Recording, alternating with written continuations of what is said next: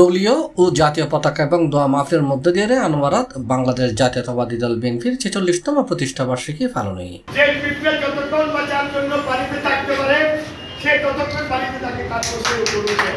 তবে দেশের চলমান দুর্যোগ এবং সংকটময় পরিস্থিতির কেন্দ্রীয় নির্দেশনা মোতাবেক বন্যাঢ্য আয়োজনতন বিরত থাকি সংক্ষিপ্ত আয়োজন করছে উপজেলা বিএনপি।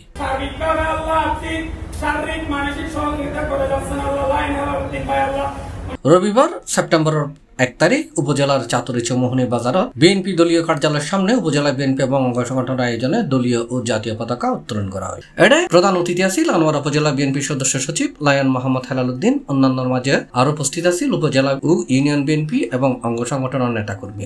বাংলাদেশের সর্বস্তরের মানুষের প্রাণের সংগঠন বাংলাদেশ জাতীয়তাবাদী দল বিএনপির ৪৬তম প্রতিষ্ঠা বার্ষিকী। বিএনপি স্তরের নেতা কর্মী যদি সন্ত্রাস, সাদাবাদ, জবরদখল, অন্যায়, অবিচার ও নির্মূল যদি জড়িত থাকে ইভেনলাই যথাযথভাবে সাংগঠনিক ব্যবস্থা হোক, আইনগত ব্যবস্থা হোক।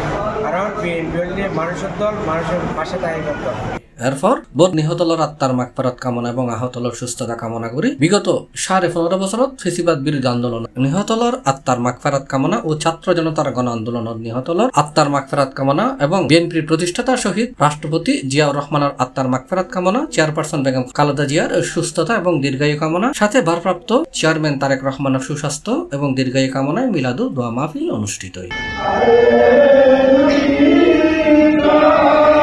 C+ চট্টগ্রাম।